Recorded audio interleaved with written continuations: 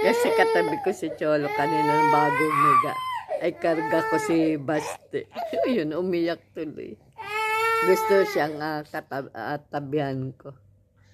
Siya hanggang nagising ni Basti Boy. Ayaw pa buksan TV kay Basti. Agotche nga. Ito, ang tagal nag-iyak. Kasi tulog niya, hindi nakuan. Kasi si Basti gising. Parang antok pa to. Wala, mga 1 oras lang natulog to. Nung una kasi, katabi ko si Cholo. Pero may isa nasa sulok. Chopper.